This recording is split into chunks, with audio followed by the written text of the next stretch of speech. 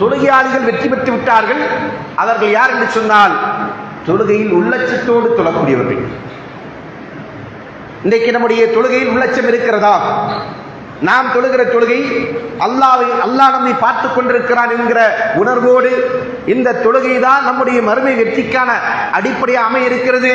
நாளை மறுமையில் அல்லாஹ் தஆலா என்னை விசாரிக்கிற போது முதலாவது தொழுகை பற்றித்தான் விசாரிக்க இருக்கிறார். அந்த தொழுகை எனக்கு சீராக அமைந்து விட்டால் மற்ற காரியங்கள் எல்லாம் லேசாகிவிடும் என்கிற உணர்வோடு நாம் நம்முடைய தொழுகையில் அமைத்துக் கொண்டிருக்கிறோமா என்று கேட்டால் அதிகமானவர்களால் இதற்கு சரியான பதிலை சொல்ல முடியாது. நமக்கு எல்லா பலா முசிபத்தும் ஞாபகத்துக்கு வரது இப்போ தொழுகையில் நிற்கும் போதுதான். வீட்டில் சாத்தணுமா சாத்தலையா, சாவி கல்லாப்பட்டி சாவி கரெக்டாக பாக்கெட் எல்லாம் வச்சிருக்கோமா, இல்லை எங்கேயா தொலைச்சி விட்டு வந்துட்டோமா, வண்டியை பூட்டணுமே சாவி எடுத்தோமா, வண்டியில விட்டு வந்தோமா, இப்படி என்ன செய்வோம்? 1000 சிந்தனைகள் தொழுகையில் வந்தது இருக்கு பிறகு. ஏன் இந்த சிந்தனைகள் என்று சொன்னால் தொழுகையில் உள்ளச்சம் இல்லாமல் போவதனால். அதனால நபி ஸல்லல்லாஹு அலைஹி சொன்னாங்க, அவ்வளவு மா யுர்ஃபு மின் ஹாதில் உம்மா அல் குஷூ. இந்த உம்மத்திலிருந்து பறிக்கப்படுகிற முதன்மையான விஷயம் உள்ளச்சம். அது போயிடுச்சுன்னு சொன்னா அடுத்தது என்னது? அடுத்தடுத்தெல்லாம் அப்படியே நம்மளை விட்டு இழந்து கொண்டே இருக்கும் என்பதை எச்சரிப்பதற்காகத்தான் நபி ஸல்லல்லாஹு அலைஹி வஸல்லம் அவர்கள் இந்த செய்தியை சொன்னார்கள். அப்ப நாம தொழுகையில் இருக்கிற போது எப்படி இருக்க வேண்டும் என்று கேட்டால் உள்ளச்சத்தோடு நாம் தொழ வேண்டும். உள்ளச்சம் இல்லாமல் நாம் தொழுகிற தொழுகை வீணான தொழுகை.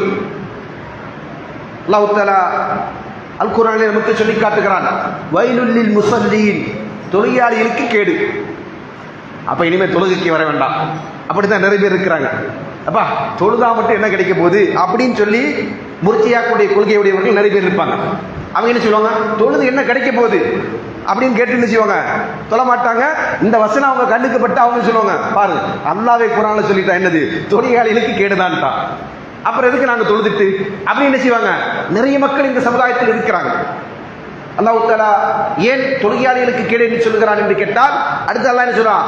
அல்லதீனஹும் மன் ஸலாத்திஹிம் சாவூன், அவர்கள் தொழுகையில் அலட்சியமாக இருப்பார்கள், கவனமற்று தொழுவார்கள்.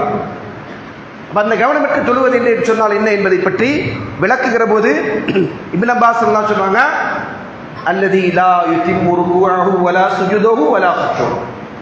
தொழுகையில் அவன் ருக்குஐ முழுமைப்படுத்த மாட்டான், சுஜூதை முழுமைப்படுத்த மாட்டான், குஷுவை பேணி தொழ மாட்டான். அப்படி உள்ளவர்கள் தான் யாரு? தொழுகையினால் நஷ்டத்தை சம்பாதிக்கக்கூடியவர்கள். அப்படியானால் அன்புக்குரியவர்களே, நாம் தொழுகிறோம், நம்முடைய தொழுகை உள்ளச்சத்தின் அடிப்படையில் இருந்து கொண்டிருக்கிறதா? அது இருந்து கொண்டிருக்கிறது என்று சொன்னால் அல்ஹம்துலில்லாஹ் நாம் தொழுகையின் மூலமாக வெற்றி அடைகின்ற மக்களாக இருந்து கொண்டிருக்கிறோம்.